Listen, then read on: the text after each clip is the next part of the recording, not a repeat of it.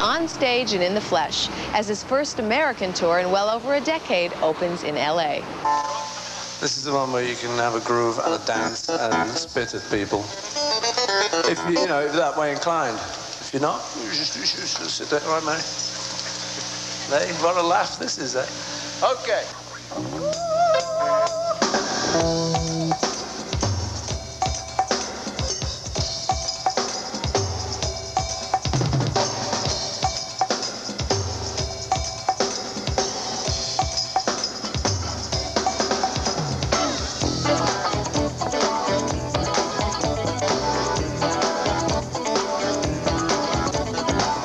The McCartney World Tour started in Norway.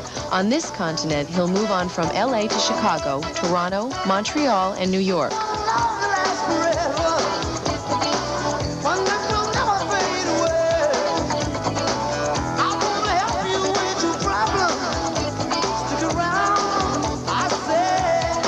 Is touring tough on you as you get older? I mean, you obviously, it hasn't taken a toll on you. It's always taken a toll on me.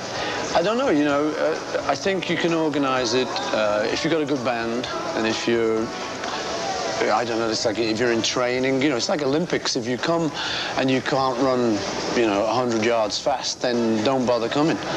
So, I mean, we've been in rehearsal, we're up to steam, you know, we're sounding pretty good for ourselves. His tour offers a mixture of new and old songs, including several he's never performed live before.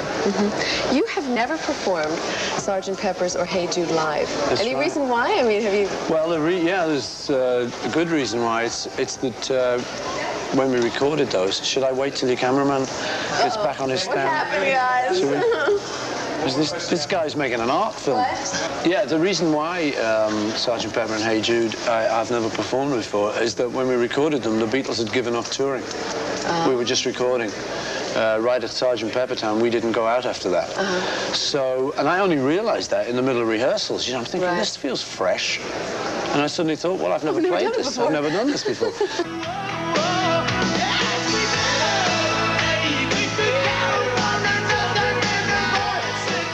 To coincide with his North American opening, McCartney's just released his newest video, Figure of Eight.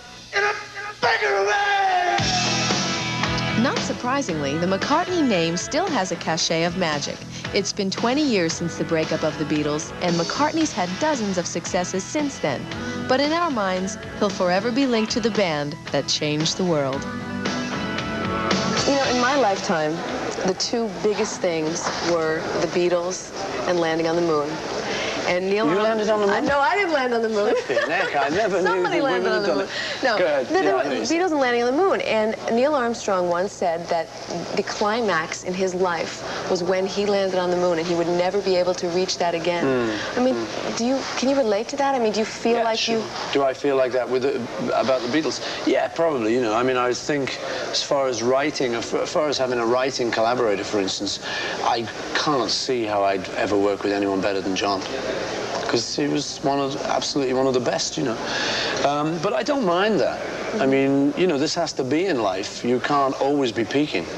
You know, as long as I'm kind of happy and comfortable with what I'm doing, I'm just really proud of those times. I don't think there's much sense kind of looking back on it and thinking, oh, you know, I was young and I did all that. And, I mean, you know, we can do that, but it doesn't really get you anywhere. No. So I'm just really pleased to have been through all of that. I think it was really great. I meet people on the street who say, yo, all right, man, you know, thanks for the music and stuff. So I'm glad for that. I don't really let it hang me up, you know, I don't sit at home and moan about it. I just get on with what I do, you know. And as long as people keep coming to it, I'll keep singing for them. And we will, and we do. All right, we're coming back for a holiday movie.